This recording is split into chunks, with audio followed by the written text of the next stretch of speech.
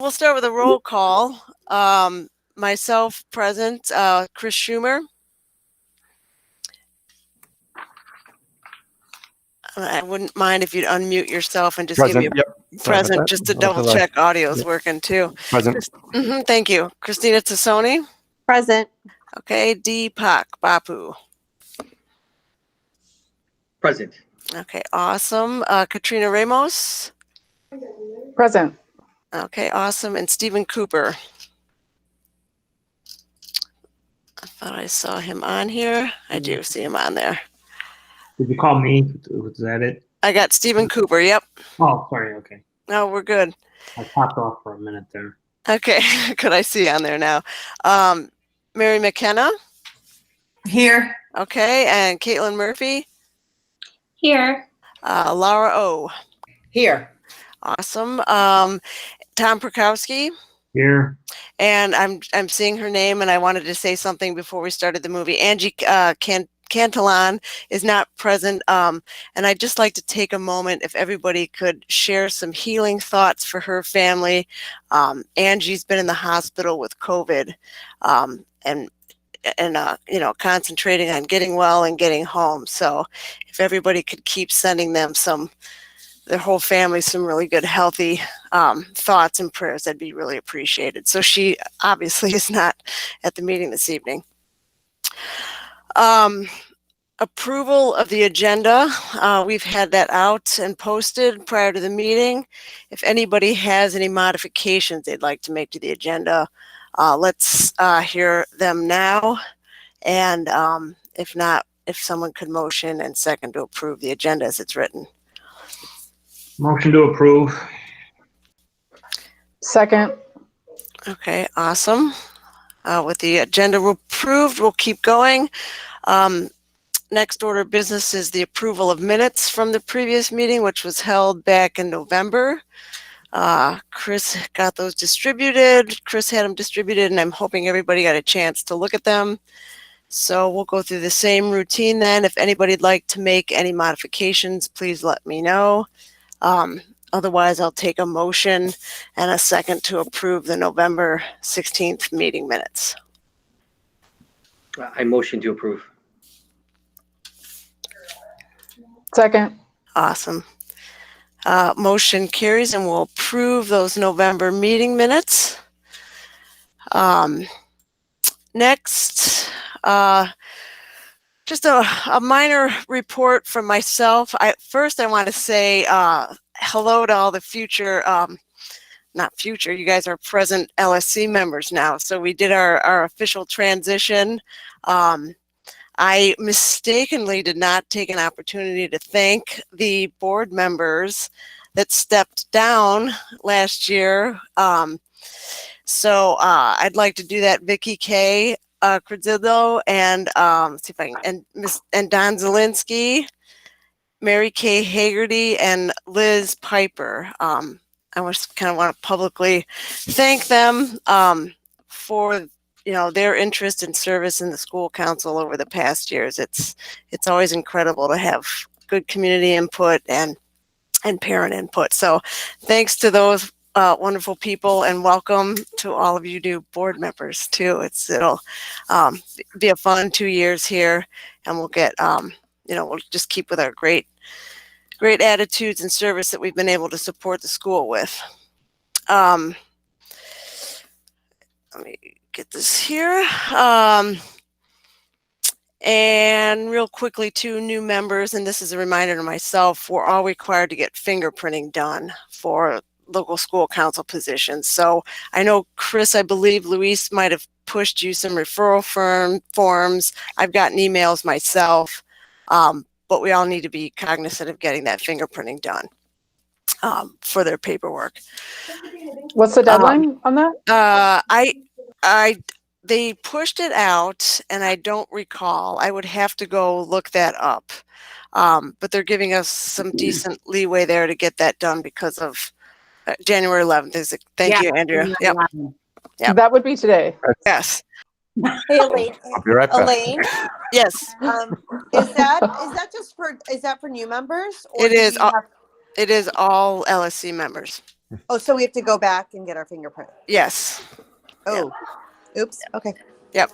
And it is, the deadline is today, and I have seen some correspondence, and the reason why I said what I said was because I think they're going to allow some leeway in that, obviously. Okay. Because a lot of people are in the same boat and not being able to get to Accumetrics to do the fingerprinting.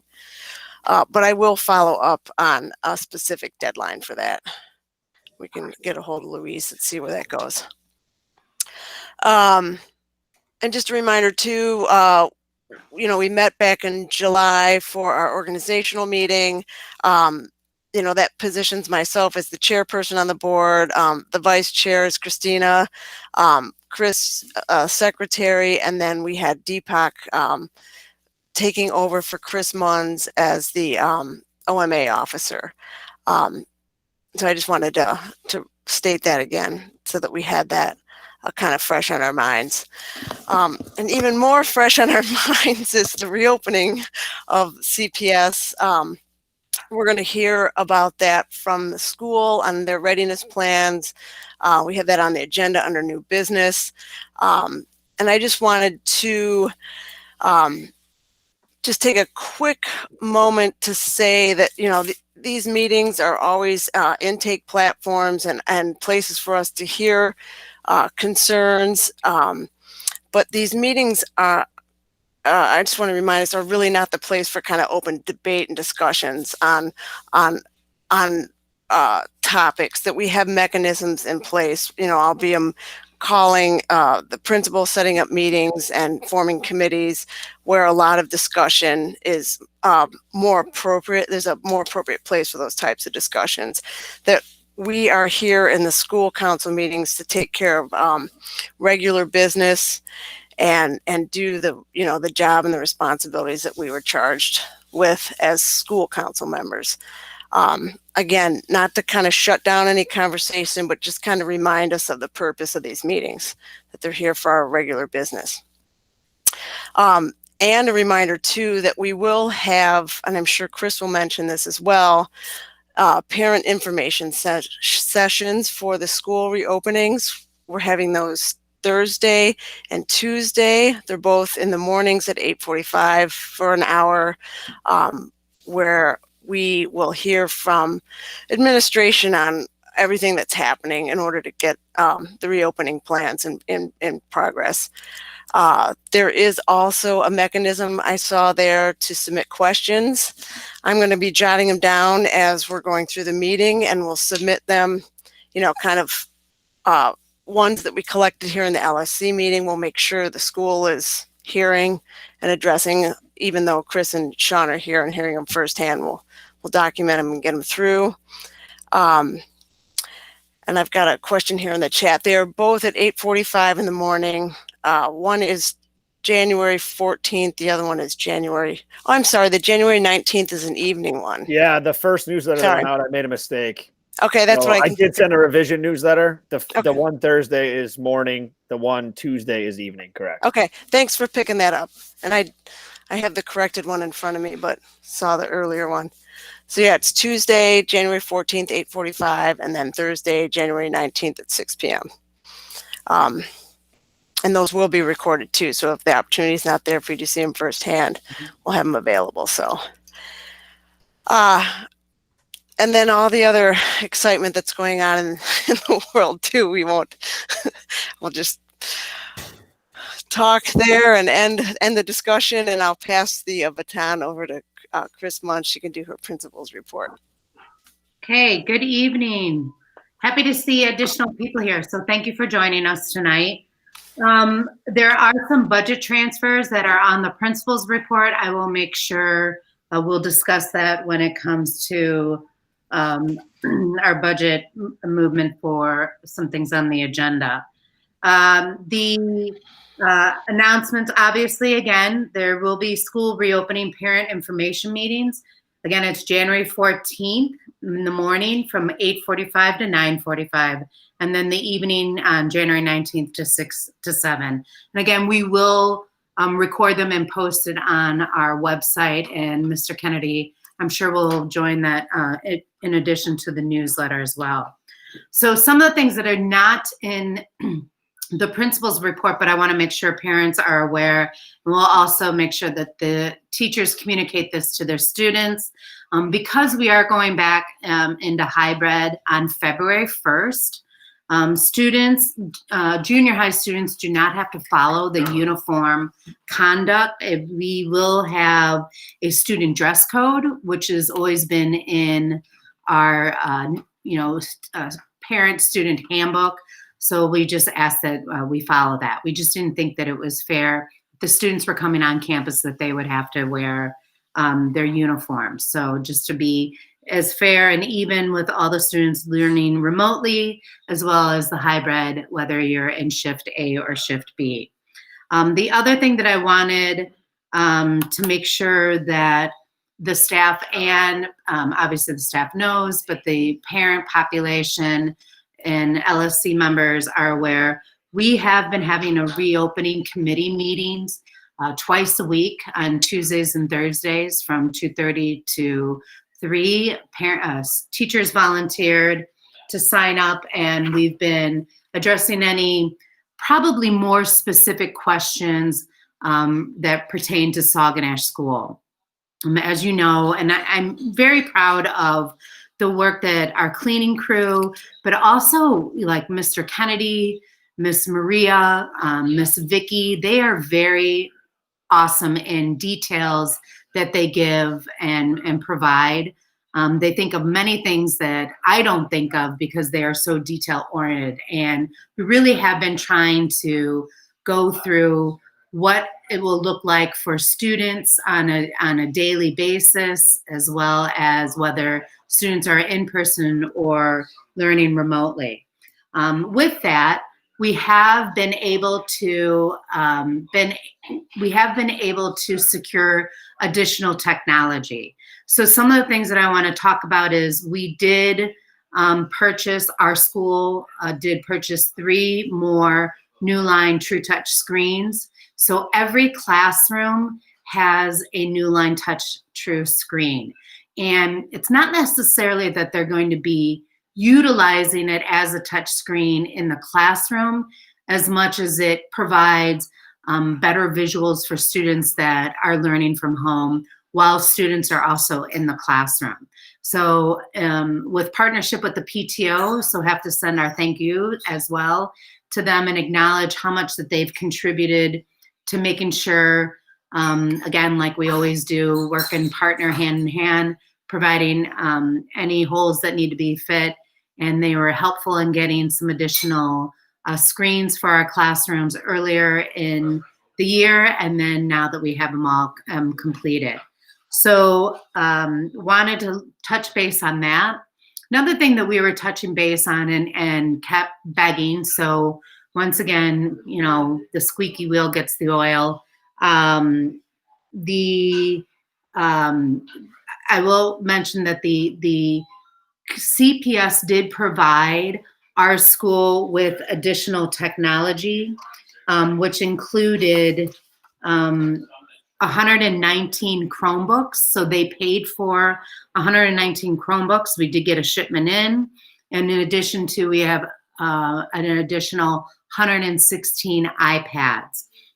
So that was supported by CPS. So I'm thankful for that because I was getting a little worried. We are organized, but also wanted to make sure that we had the opportunity in getting technology that we needed. And the reason why is because we have 152 students utilizing personal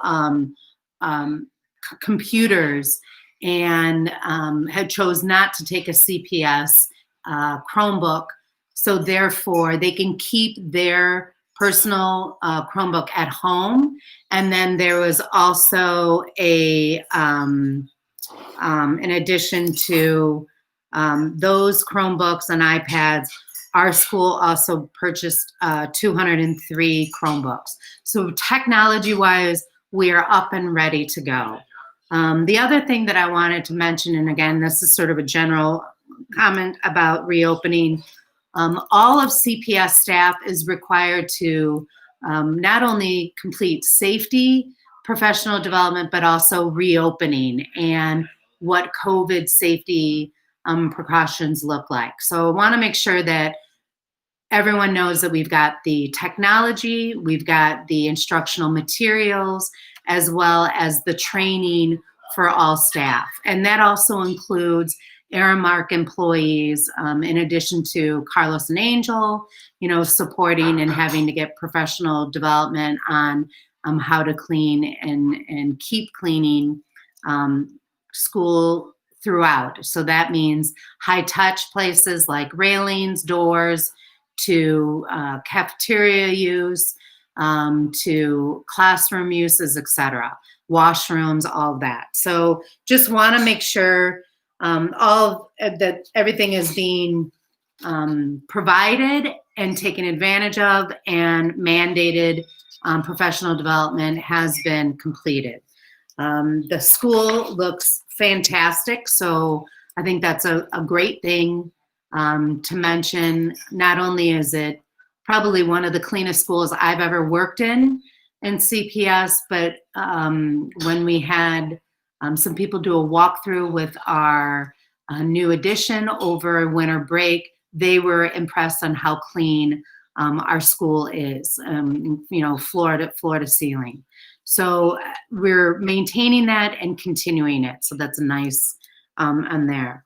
And then the only other thing that I'm going to point out, obviously, one of the things that I've been hesitant because worried about funding for next year. I always have to think around budget and get myself prepared what our budget's going to look like for the following year. Signals have been given to us that it might be a little gloomy. So we have been conservative with funds this school year, but we'll need to probably get into getting some approvals for tonight, and we'll mention that when we go to budget, but also start thinking about our future and how we want to spend funds conservatively. And that, again, is not only CPS funds, but also we're working with the PTO as well. So it's, and the other thing that I wanted to mention too, one last thing, part of this reopening process is we have been given additional positions from the Board of Education to support hybrid learning. We've been given 2 miscellaneous employee positions at the cost from CPS, as well as 2 cadre positions. So those are 4 positions on top of what we normally see. Currently, we have 3 PTO miscellaneous aides. Back with our agreement, with the PTO, we stated that we would probably need additional employees to support once we went back to hybrid. So we're working with the PTO. I believe the executive board is discussing that Wednesday night, and we'll get a little bit more information in addition to the 3 PTO aides that we currently employ, and that's coming out of our budget. So we'll get a little bit more of a final push on that, I believe, from Wednesday night. We'll be able to get an answer from the PTO. Sorry, Chris, can I just confirm that last point? The 4 additional positions are being provided by PTO or CPS? CPS. CPS is providing 4 additional positions. Yes. PTO, we talked about 3 additional PTO aides, but again, PTO is trying to be conservative with our funding, as you know, it's not looking great about a benefit, as we're not fully open, but we'll work together. And I think we've been pretty conservative thus far to not only support the rest of this school year, but we got to keep an eye on for next school year with both our budget as well as their budget. Chris, what is a cadre position? Well, a cadre is a fancy word for a substitute that shows up at our school every day. Okay. Asking that. So we will have 2 cadres on campus every day that will fill in any kind of holes, and or if a teacher does get sick, we'll be able to hopefully utilize additional. So what is different from what traditionally would be, if a teacher was sick one day, the cadre would take over that classroom. Because we're in COVID times, the cadres act as someplace where we need to fill the holes on a daily basis as managing the day-to-day operations at the school. But if a teacher knows that they're going to be sick, they can go ahead and already get their substitute. Okay. Another, this is not related, but in the principal's report, competency E, the book club title, The Unconscious Bias in Schools, where did that come from? So the network one is working on, that's their book that we are reading as administrators. Okay, so they suggested. It is, they suggested it. And I also think it's, it kind of reflects, it helps us reflect as educators on what we do and how we perform in the classroom, and making us more aware of making sure that we don't have bias towards any students. And one of the things that I used to do, for instance, to help and support teachers, there was, I would say over a decade ago, there was something that I would say, you know, are you noticing, you know, you're calling on boys in the classroom more than the girls? How do we get girls to speak up more? You know, so some of those traditional things that we know that there are bias, it's just bringing more consciousness to it as we're teaching. And a part of that is there's cultural. So, I mean, you know, there's cultural things that happen in homes and how children are raised, and teachers have to be educated about that, you know, trying to be unbiased by it. So all the administrators, both principals, assistant principals, are reading this book, and I just thought it was a great book to share with the staff so that we can, you know, just be more aware of how we're teaching. Yeah, I was happy to see that topic out there.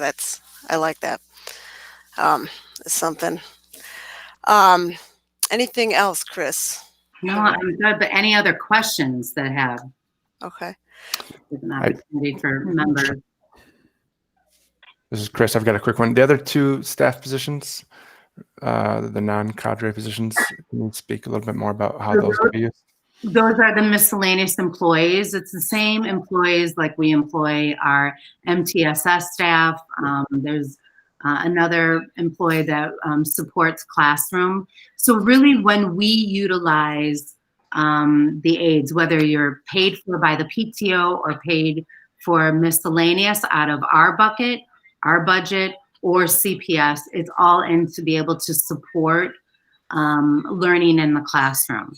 So those aides, it may be, and there's something, we'll get into more of this conversation at the parent meetings, but for instance, if a teacher cannot show up for work, or if the teacher is entitled to telework from home, that aide would be supporting the students physically in the classroom.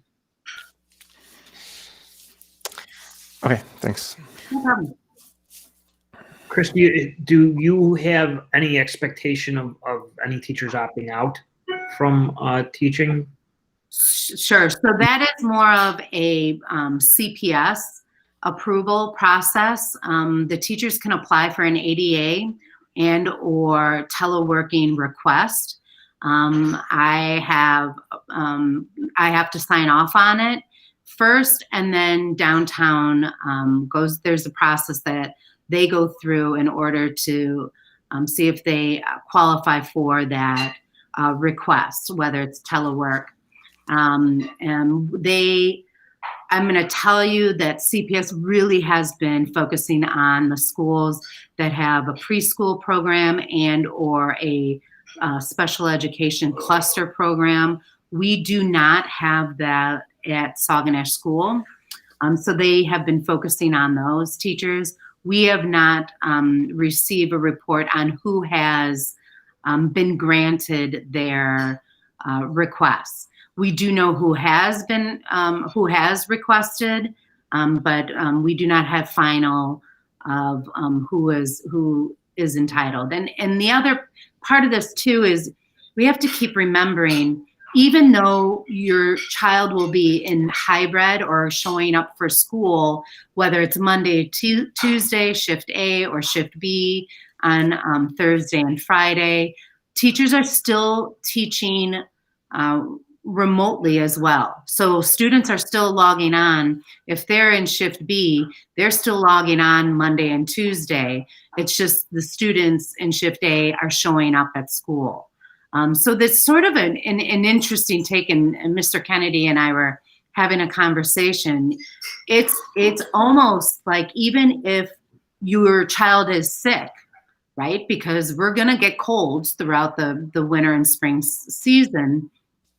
Your child can stay home and they're not going to miss any instruction. You know, there's one thing with a cough and I have a cold, but my cough suppressants are helping it.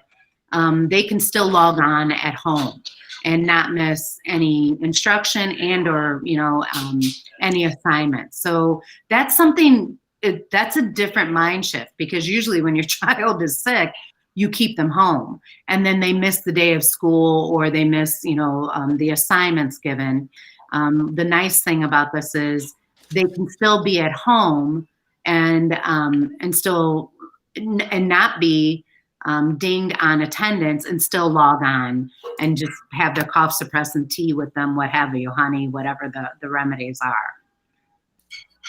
So I hope I answered your questions. We do not have the final report on who has been granted that. That's something that CPS notifies the employee and myself.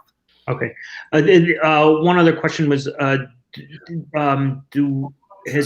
the budget, are we going to be impacted at all on the expansion project because of budgetary problems? No. So are you asking, are we still getting a $40 million budget? I'm sorry, $40 million addition? Yes. Yes. So remember, you have to remind yourself that those are totally different funding sources. That is for capital and not for necessarily instruction. Though it impacts instruction, it's a separate funding source. Okay, thanks. Mm-hmm. Let's go on to our regular reports, first of which is budget. And I know, Chris, we had to discuss the comparability funding. Yes. The comparability funding was for $9,932.25. Notice over the years, Elaine, this has dwindled down. Used to be 80,000, just to give everybody an idea. But it is funds where CPS takes a look at other schools and says these are to try to make things fair to other schools that didn't receive it at the beginning of the year. They take another look, obviously in December, January time. So we were granted just under $10,000, and I would like to make the suggestion, if I could, we're gonna need a roll call. I don't know how you would like to do this, Elaine. You wanna do each one separately, I think, would probably, so less confusion. I think so. Those funds, I would like to purchase instructional materials for the remainder of this school year as well into next school year. So I'm asking if the LSC would approve to pay our comparability funding of $9,932.25 for instructional materials for the remainder of this school year, to see if we could get that funds transferred. I'm sorry, where are they being transferred? Help me, I haven't seen an updated budget, Chris. So we just received $9,932.25 in comparability. What they do is they take a look, right, of the funding. And then what I am proposing to the board is that we spend these funds on instructional materials for our students. Okay. Okay, I think I remember last year it was like 40. It's been the last couple of years. It's gone from like 45 to something. Now we're at 9,000. I gotcha. Okay. Yeah, it's gone down every year. Chris, each year, do we put it in the same spot typically? Is it buying licenses, renewing textbooks? Exactly. And what I can do is once we're just now starting to get quotes on some instructional materials that may lead into next year, but for the remainder of this year, I'll be happy to share that with the budget committee, as well as we can just give it to the entire LSC board members. Also remember, we do keep an Excel spreadsheet. Miss Vicki does an awesome job putting down exactly what are we buying, workbooks, etc., what grade level it's for, and the purpose. Is it grammar? Is it reading? Is it math? That type of thing. So I'll have an entire spreadsheet once she gets all of her bids up. Yeah, and if you could reshare that in the Google Drive, because I went to look at it earlier, but I think to your point, like there's new things coming up, so that would be great. Sure, and any parent can always ask for, how we're spending money, where we're spending money. So it's an Excel spreadsheet. Happy to do that. I'll be more than happy to share that. So, and the idea is once we move this money, then, like I said, Miss Vicki's getting quotes now, so that we'll finalize. I just wanted to give you guys a heads up. This is what I would like to do with the money. If you're fine with it, I'll move it into that budget line. And then prior to making the purchases, I will be more than happy to provide that. Let me know if you want me to provide that to the entire school community. Happy to do that as well. We can just put it in a newsletter. Here's what we'll do as a formality. If that's the last question, that's great. Let's ask more if we have them. But otherwise, I'll take a motion to approve the spending of the comparability funding for student instruction materials. And what I'll do is I'll quickly, with first names, just go through, and if you could, sorry for the muting, not muting, but just let me know if you are in favor or opposed to the motion, and we'll just record it that way, if that works for everybody. Does anybody have any questions about the comparability spending? Yeah, this is Deepak. I'm sorry. I know these meetings sometimes go a little over my head with the discussions, but the transfers from where and where's it going? So CPS gives us money mid-year. It's basically money, Deepak, that they take a look at all CPS schools. What did they get? It's trying to make it a little bit more fair and even.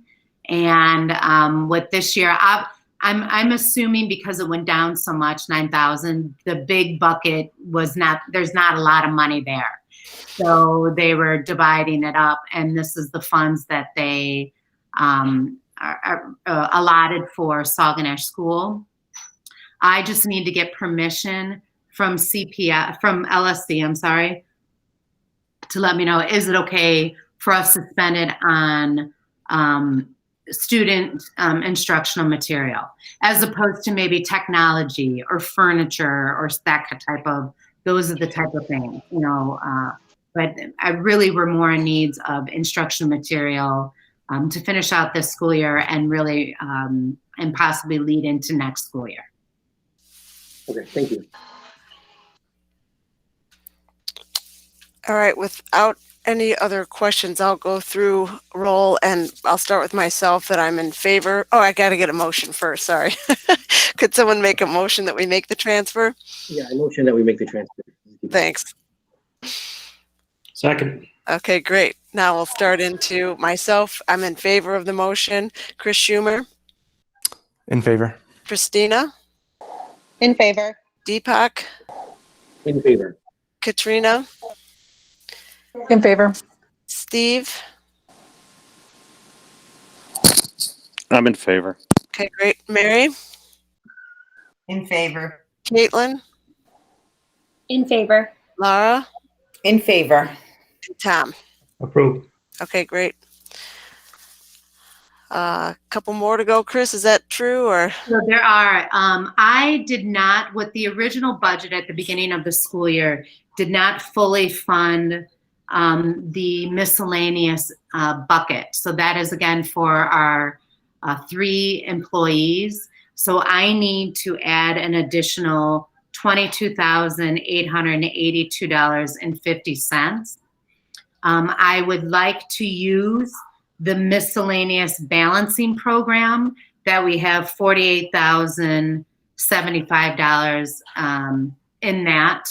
That was the money, just as a reminder, that was the money at the beginning of the school year. If you recall, we had 665 students that our budget was based on. Because the budget was based on those students, and unfortunately, some of our families chose to do homeschooling, et cetera, our membership was not as high. Remember that we did ask for an advancement, and we had to give those funds back. So this is the Board of Education not holding us harmless, or holding us harmless for those funds, so that we were able to keep this funding. I would like to use that funding of the miscellaneous balance program that has $48,075 to help fund the rest of the year, the employee miscellaneous bucket of $22,882.50. So I'm giving you the funding source, which is the miscellaneous balancing program, to use to keep on our staff the miscellaneous employees. So that would leave. Go ahead. What fund number is that? Funding. What funding source are you asking? Yeah. So the miscellaneous it's a 115. Okay. And then this transfer would leave a balance in the balancing program budget. Is that correct? Am I understanding it? Correct. So, And what would the rest be used for? I would recommend it for the instructional materials. I'm super nervous about our budget for next year. But do we use that much? I mean, is that typically our budget for? Is it instructional materials? What do we usually spend on instructional materials on an annual basis? Up to $90,000. Depending on the year, depending on, it could be anywhere from 60 to 90, Christina. Last year was a little bit higher because we got our 3-year, Mr. Kennedy, was it 3 or 5 years with the math program, K through 6. Yeah, we re-up for a 3-year subscription with the Pearson and Vision, which equated to like $28,000 last year. Right. So then we do not need to purchase that for this year. So that's some savings because of the 3-year, Renewal license. Yeah, Yeah. exactly. Thank you.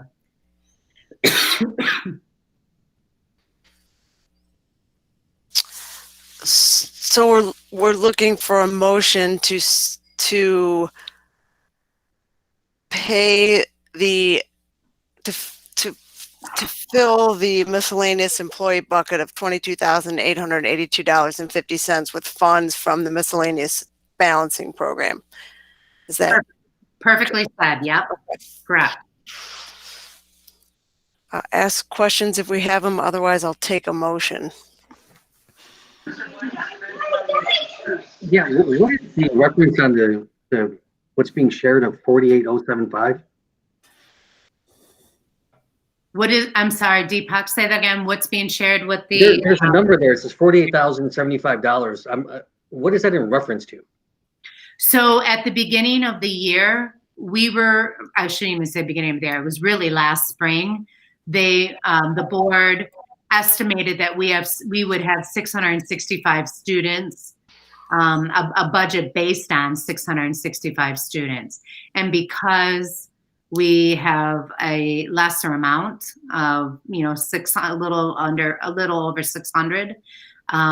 They were generous in my eyes. CPS did not take money away from us the 10th day of school. So it's based on your school membership, how many students you have. You get funds, and it's roughly a little bit over $4,000 for students. And then because there weren't as many students showing up, CPS did not punish us because of our membership going down, because so many families chose, homeschooling, etc. So the balancing money's purpose was to? It could be utilized for, there's no rules on what it can be used for. The only rule is that if there's a need of the school, the principal has to get permission from the local school council as to where these funds go. So that's why I'm trying to be proactive, because I'm anticipating a not great budget for next year. Obviously, COVID, federal funds, state funds, etc. So I'm trying to prepare for the rest of the school year and for next year. Are those the only two funding? Because Chris, I think if maybe just and I don't know if we have to do this in a different time, and we could set up a separate meeting with the budget committee just to go through the budget and where are the funds going. We haven't seen anything this year in detail. So what I'm proposing is, because we're not we can approve this next month. I just want to prepare you all that I'm trying to be looking forward and ending the school year and anticipating not a great budget that I'll be looking at in April, and want to make sure that we are spending our money wisely for the rest of this year, and or if we need to utilize it for the funds for next year. So that's why we're over the summer, etc. So that is why I want to make sure that we're being conservative. Again, this is money from the board. We're not talking about internal accounts. So what we can do, that's going to be our biggest hurdle moving forward, is purchasing instructional material, because I feel that technology is taken care of. What I will provide for not only LSC members, but I think it's always important for parents to see, where their money is going. We can provide the Excel spreadsheet. It literally says the GUM workbooks for grades, 2nd through 5th grade receive this. This is how much money we spend on those workbooks and to pay, so that you have an idea of how much money is being spent on instruction materials for each grade level and what it is for. So I can definitely share not only that spreadsheet, and Christina, I agree, we should have a budget. We can have a budget committee meeting. Yeah, we haven't had one, so I think we probably I know, I know it's been tough. We haven't really spent any money. Yeah. I was just thinking maybe could we do that this month, and then we just go through it and then do a motion. Approve it. We'll still be fine. Yes. Even if we approve move the money next month, we'll be in good shape. Okay, good. Let's do that. We could do that, just because we haven't had a chance to connect on that. And I get it, because we have to do this almost every year. Right. But I just feel like we should just maybe take a look at what the budget looks like, and then I just feel a little maybe not up to speed. Perfect. So let's just say this is what we're earmarking it for. Elaine, no need to do a vote on it. Okay. I think it's better just to have a discussion. Okay. Even outside of budget committee members. Great. All right. I think that was that for the budget update. Any other topic there? No. As long as you voted for the comparability funds, we're good. Okay, cool. Principal evaluation. So Angie was spearheading that. So I'd love to hear if anybody on the board would like to step in there and be the organizer. I will gladly pull a lot of weight in the background to help out our board. But if anybody would like to work with me, I know I've got Mary McKenna on the teachers representative side doing this. But I would, it doesn't have to be now. Please contact me. But we need to keep the principal evaluation process going, of which is a cumulative review for Chris that I believe is due in April. My intention is to pull that together, get it to the board members between now and our next meeting so that we can have it as an agenda item on the next meeting and review it in closed session. And then after that, we do our annual principal evaluation along with the cumulative scores. I intend to get out the questions or the evaluation points and a process there where we could start to collect information and review those and have that on the agenda item for next month's meeting as well. Hoping to wrap this process up by May, if I'm following the timeline correctly. So, like I said, if anybody'd like to step forward and help me out, I'll take the. So I guess from the previous meeting, I thought there was enough coverage on that, but I can help out on that. Yeah, that'd be great, Katrina. If you and I could do that, that'd be awesome. Thank you for doing that. So on the agenda item for next April will be, not April, excuse me, skipping too fast forward. In February, you'll have had some homework and we'll start to meet over those evaluation numbers. So I appreciate that. Next is PPC. And Chris, I'm not sure if there was a report to be made there or. You know what, the only report is that they did meet. Actually, can we stop for one quick second? Can you explain what the PPC is so people know? Sure, it's called the Professional Problems Committee. It is a committee of teachers that get together. They have concerns of day-to-day operations in the school, any kind of requests, that type of thing.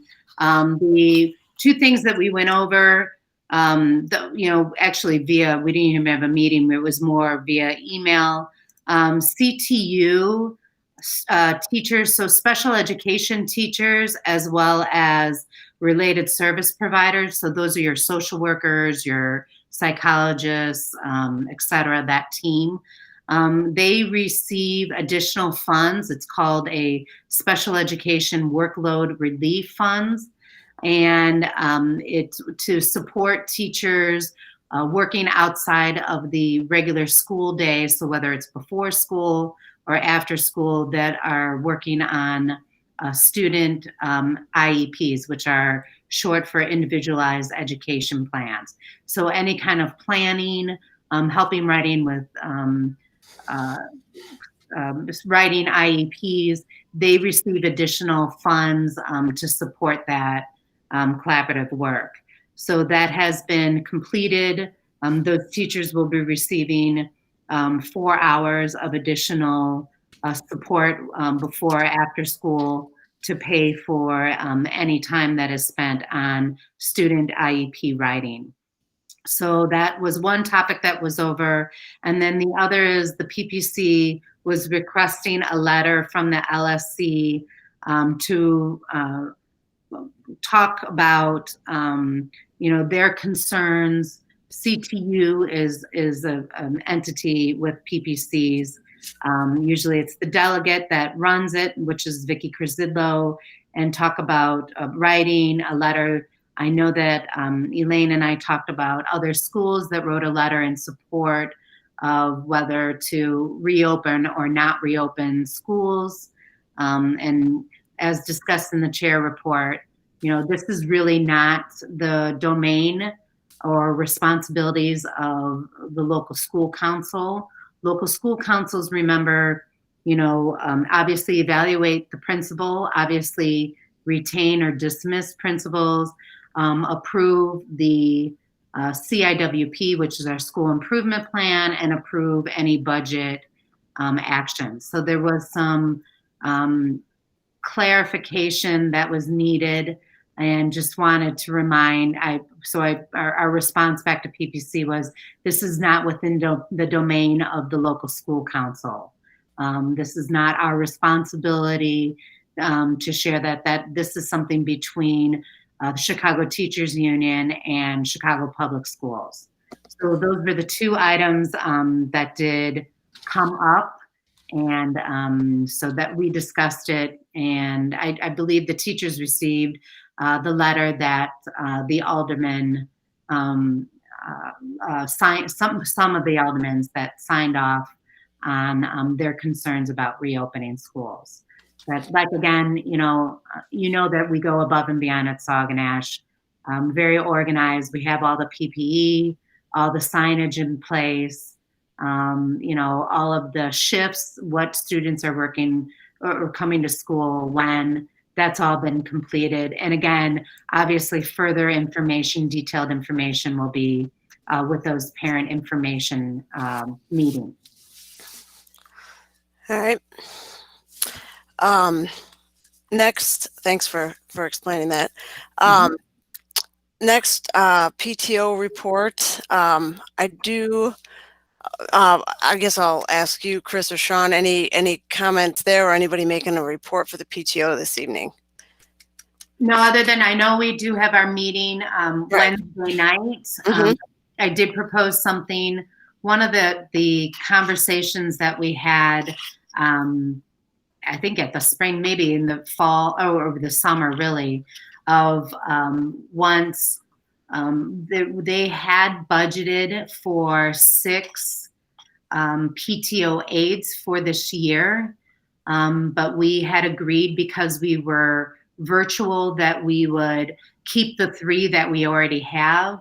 One of the conversations we had is, let's revisit it once we get back into hybrid, when and if. So we are here. I believe the executive board is going to discuss that. And again, we all want to be conservative about funds, but the bottom line is we all need to meet the needs of the students.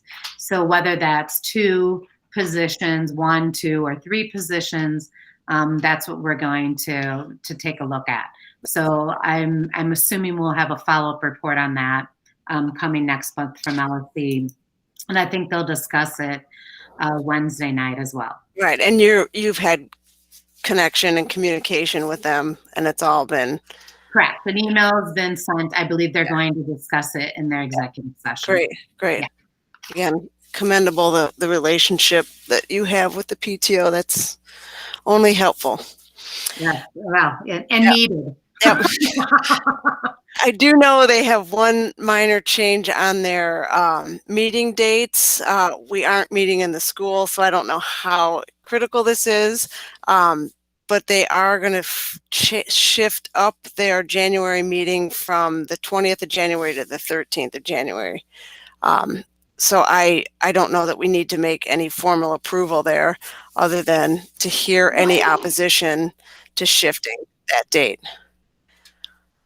I mean, so the request was originally, we had slotted money for 6 PTO aides. We're thinking, we have to remember, we just received 2 additional aides from the board. Right. So the mindset is always utilize those funds. Right.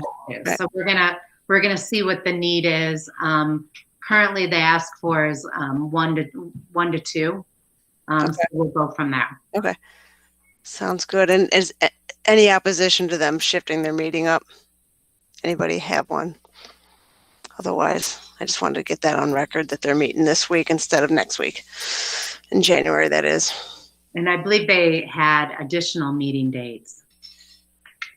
I didn't see them. It didn't. That was the only thing that changed. That was the only one that changed. Yeah. Okay. Good. Yeah. Thank you. So and really, because they're meeting virtually and not utilizing. Yeah. we should be okay. Just want to make sure everyone's aware of the date change. It's just not on top of anything else that you know of, so. Yeah. Cool, on to regular business. No internal account expenditures or school usage approval. Yeah. So, someday we'll get back there. Old business, old business, but good business. The capital expansion project. Chris, any updates there? We heard a little bit that we still have that budget. Yeah, we definitely have the budget, and that is for sure, continuing. I will tell you this, they came out, I met, there's 2 project managers that lead. One is leading while they're doing the planning, and then there's a project manager that will be on campus and we'll hold weekly construction meetings. So myself or Mr. Kennedy or both of us, as well as Mr. Angel and Mr. Carlos, our engineering staff, will be at those meetings. On December 22nd, we had a walkthrough the building. So it was good for the surveyors, architects. It was just a variety of I would say, I don't think anybody from PBC, but I might be misspeaking, but definitely more of the CPS, people that came out, did a tour of the building, did notice that we're in great need of storage space because a lot of our storage spaces become temporary classrooms, that type of thing. So they were impressed with how clean the building was, talked about some preliminary things. If we utilize the north end of the building and the addition goes out there, are we okay with, gym classes may be altered, so outdoors, that type of thing. So really, it was just a walkthrough so that they could see. Still have not received any plans. I do know that they want to meet with administration and the alderman before the community meeting, and the community meeting did get pushed back to February. So we don't have any dates yet. And I believe we talked that really the ball is sort of in the PBC Public Building Commission court right now.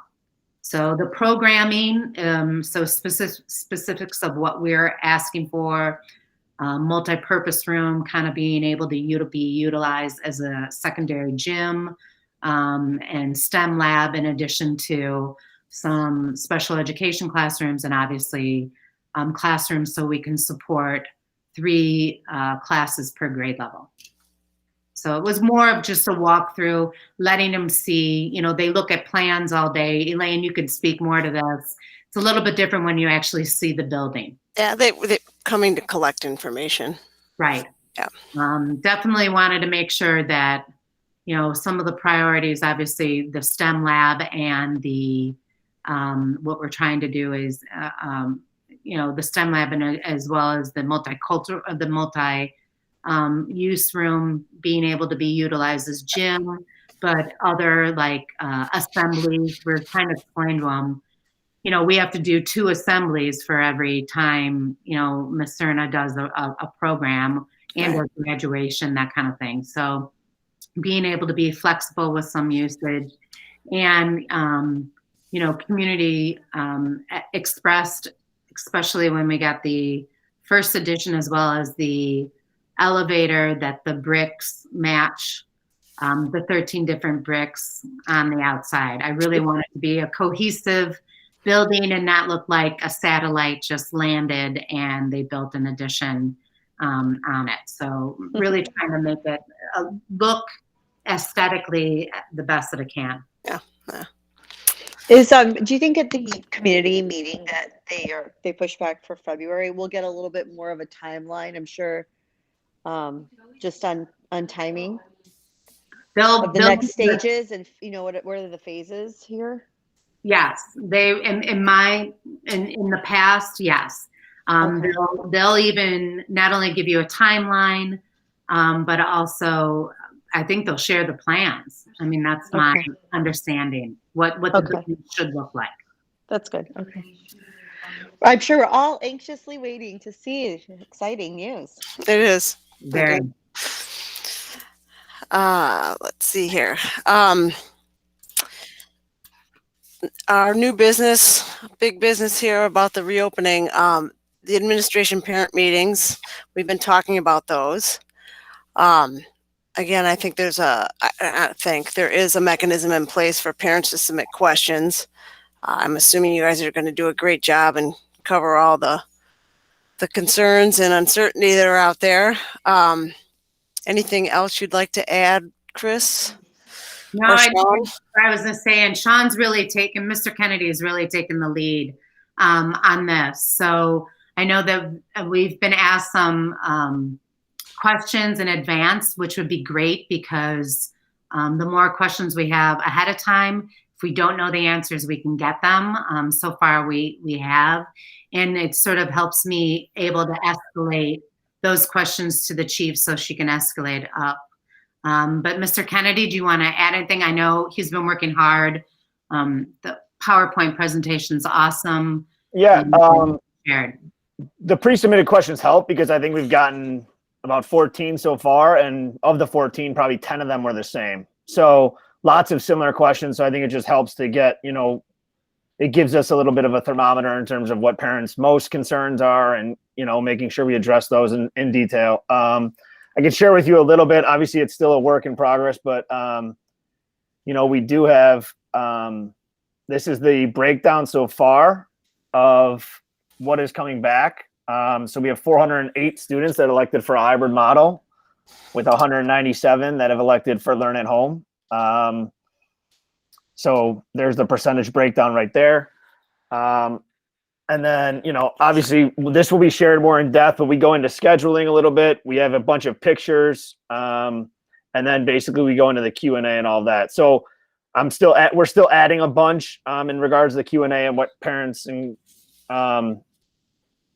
anyone who fills out that Google form will go over. But that is the breakdown. And then we provide a further breakdown in terms of different classrooms and shifts and all of that. So, little bit of a sneak peek, but I think in order, and then we will record it, and we'll share the slide deck in Friday's newsletter. So Friday's newsletter, we'll do the parent meeting Thursday morning. Friday, we'll share the newsletter. We'll put the recording of the presentation in addition to the slide deck. And then Tuesday night's meeting is virtually the same. So it's going to be a mirrored meeting. The only thing that will change, or a mirrored presentation, I should say, the only thing that will change would be parent questions and, answers. So obviously we'll give you guys opportunities to ask questions, via verbal or in the chat box as well. But we wanted to, try to get as many questions ahead of time just to, like Mrs. Munn said, make sure we're confirmed on those answers. And then also, because it's a lot of repeating questions, I think it does give us a little bit of a idea of what parents' most concerns are and go from there. So Sure. And I just want to take a moment to acknowledge I got 3 questions in the chat here during this meeting. So I will push those through the through your collection process online there too. But one of them, Sure. they're kind of specific. Yeah, how many times a week will they clean the school? Are new filters on the classrooms, or will they have to keep the windows open even in the winter? And a third question, what is the percentage overall student body that intends to come back? So we heard a little bit of that already. So that's the breakdown of student body. So it is about, I think it's 211 on Monday and Tuesday, and it's a 202 on Thursday, Friday. So, and then 197 at home. Here's a picture of one of the IntelliPure purifiers. So those will be in every classroom. So we do have NWA testing tomorrow at school. We have 34 students, 30 8th graders, 2 7th graders, and 2 6th graders coming to take NWA because a lot of these 8th graders that are applying to the selective enrollment got kind of the short end of the stick when it came to the assessment. So they are in a little bit of a different situation than the selective enrollment process has been in the past. So we do have 2 purifiers in the cafeteria that will be used tomorrow, and then we have an additional air purifier in room 115 that will be used tomorrow. So we will have 22 kids testing with me in the cafeteria tomorrow, We have another 10 students testing Mrs. Munns in room 115 tomorrow. They'll be taking reading. And then on Wednesday, they'll be taking math. So it'll be a nice, I don't want to say dry run, but it'll be a nice way for, us to get 34 students in the building, see how everything goes with the pre-screening that they're supposed to do ahead of time, temperature checks, make sure everyone's masked up and all that stuff. So we're excited about it, excited to see the kids and students tomorrow. But yes, to answer the question, purifiers in each room, yes. In addition to windows open. So obviously windows, they recommend being open, 6 to 7 inches just to get that airflow. Mr. Carlos and I talked a bunch, and Mr. Angel today, about the blower. So there's a blower system in the new building, and specifically in the cafeteria, where basically he can bring in up to 98% of outside air. Rather than pumping air conditioning, it's basically like a fan that you would have in your house. So the goal is to also have that circulating, especially during lunch hours, pretty much all day, so that cafeteria is getting all that recycled outside air and coming in and pulling it out at the same time. So I believe that's all the questions. And I'm just going to add, for the old building, it's the same thing. We have the fan belt on. For those principal for a day students, they get to see how the fresh air comes into the building. So the fan belt there'll be constant air circulation as well as the air purifiers. I am recommending them to open up. Remember, the students cannot use lockers, so they'll have their, coat on the back of their chair, and then obviously heating the building, we've got updated for that as well. So. And then the other question was about cleaning the school. So the school, common areas are going to be cleaned on the hour, every hour. So bathrooms, hallways, all of that stuff. The instructional spaces, it's a little bit harder. One, we have to remember that if there's 9 students in, I have Miss Murphy in front of me, or Miss McKenna. So if Miss McKenna has 9 students in front of her on Monday and Tuesday, those are the only 9 students that will be sitting in those desks. So obviously we are going to look for opportunities once the schedule is solidified to get in and clean those rooms and sanitize. We got additional machines. Carlos and Angel have a mister that basically is kind of like a top coat disinfectant. So once the schedule is solidified, we can work on further coming up with the cleaning for the instructional areas. But with those 9 students being in there, that is the only 9 students that will ever be in there the entire Monday and the entire Tuesday. The teachers will be on a rotating schedule. So again, this will all be answered in depth on Thursday morning. We do have a staff meeting Wednesday afternoon just to kind of brief them. I think it's important that we brief them. I'm going to share them basically the PowerPoint that Mrs. Munns and I put together before we kind of push it out to the teachers. So that's why I didn't really want to go over the slideshow tonight, just because I think it's important for us to kind of share the teachers first. But I'm happy to answer any other last-minute questions. And definitely submit any questions that come in place so that we make sure that we cover them during the parent information meeting. Thank you. I mean, thanks for sharing even a little bit. And that's great that we have that forum to give questions and looking forward to it. I thanks for the reminder, because I totally missed that in the newsletter, so I will do and that. The only last thing I'll say about this is we are really excited that we did the schedule how we did it in August.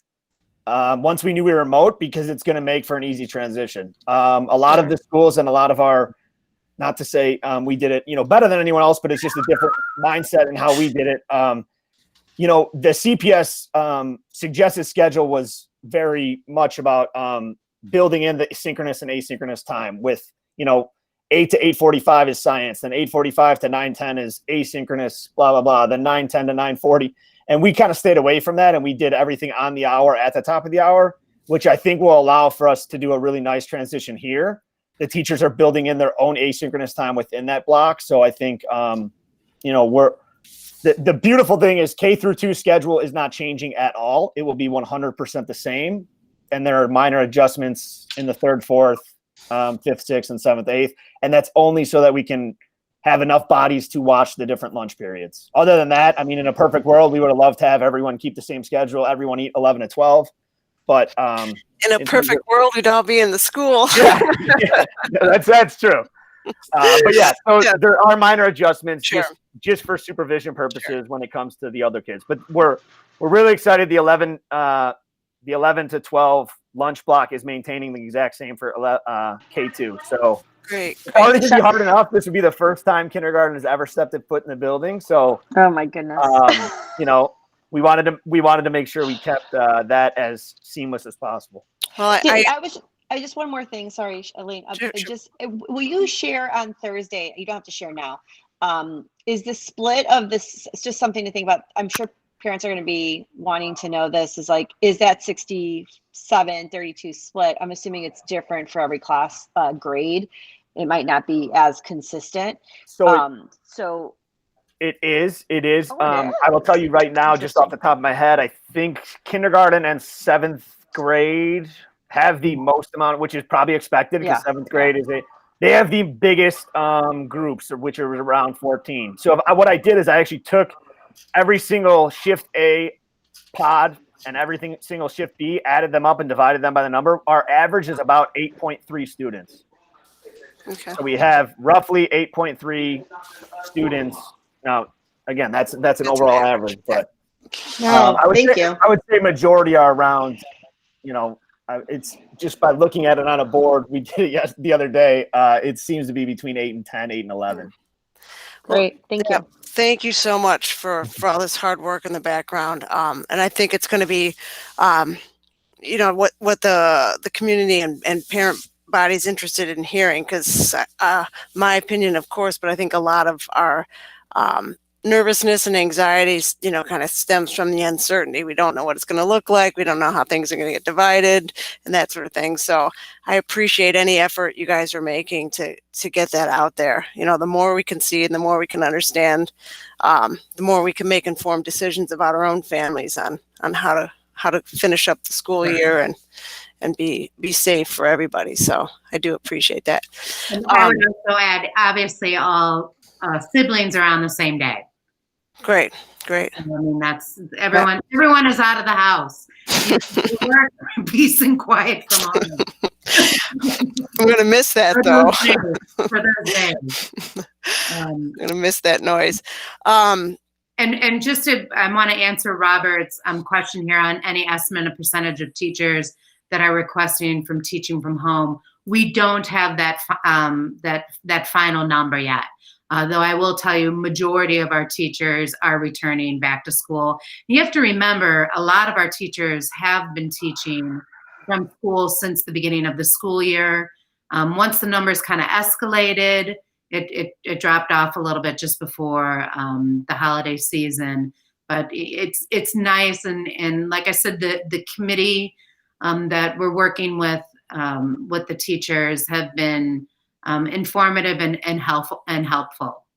Yes, I'm sorry. And the families are divided alphabetically. Thank you, Mr. Kennedy. Yep. So also the one last thing I will say is, I lost my train of thought. Alphabetical, which was recommended by CPS. It does get a little, well, I'll explain on Thursday. I forgot what I was going to say, something in regard to the splitting up. Okay. I can't remember. Sorry. Okay. That's okay. So I think the other thing that we have to remember is, even though the families may have chosen to remain in remote, they're not missing any instruction. So whether the child is in the classroom or at home, remember, it's going to go seamless. And Mr. Kennedy, that's what I was going to say, is that everyone will have their same teachers. There is no reassigning of teachers, which is another thing we're really excited about. So, some schools are electing to reassign teachers and have a new teacher. We did not go that route. That will be something that should be super consistent for the kids, and they can keep with the momentum that they've created up to this point as we get into February and beyond. All right. Great. Thank you very much. Again, just thanks for all your effort there. And I think this community in general has has been supportive of everything going on in our neighborhood. And this is not to say that we're going to do what we can to get this school up and running and as safe as possible, and doing the right things for everybody that's invested in it. So Agreed. And just to second that, Elaine, I'm on the committee also for the reopening. And I feel like, the team that we're working with, we feel confident. I feel confident in how we're going to, mix our kiddos at home and in the classroom. I mean, it certainly will be a little bit different, but I think like our committee is coming up with some great ideas on how to make this transition so smooth, like Mr. Kennedy was saying, keeping our schedule the same and trying to smoothly transition them as best we can. awesome. I'm excited for them to come back. Yeah, we missed them. I did have the opportunity to go to Notre Dame last week and do a tour. They've been doing this students at home and students in the building, hybrid learning, simultaneous teaching model the entire time since August 23rd. So we were able to get a lot of insight from them in terms of stuff that works, stuff that doesn't work. So that was also helpful too. So Great. And then, like I said, You weren't Mr. getting Munn- a leg up for your son? No. But like Mrs. Munn said, also, we have the Tuesday, Thursday half-hour meeting that just lets us, get everything out and lots of eyes and ears on the different decision making. So it's been super helpful. Awesome. And I think what's important, Sean, is that you did learn in your going, it's always great to visit schools. And one of the comments that they made is, we're already ahead of the game because we started out remote. And that was the most difficult transition, not only for teachers and students. This is just now blending. We're already used to kids being in front of us. So now that we've worked out the kinks with remote, bringing them together, again, you have to remember, a very talented staff. We're very, very lucky and fortunate. And again, I'm listening to my colleagues as principals, technology literate, they support each other if they need something. So it's a very collaborative staff. So we're lucky to have them, that's for sure. Awesome. We'll just to keep things moving here, we're going to roll into public comment. If anybody would like to bring up any topic, please do that now. We'll give anybody an opportunity that wants to speak. Bring up anything. And I think we covered everything in the Yeah, I've been traveling through there to make sure I have collected them. I'll follow up with you guys too if we didn't answer anything.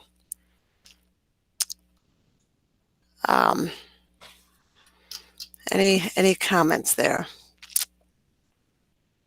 Otherwise, we'll go ahead and talk about the agenda for next meeting, which I know will involve at minimum the principal evaluation process, and I will send a correspondence before then, and approval for the budget transfer that we talked about after having met and reviewed that. And Katrina Ramos, you said you have an update on the fingerprinting.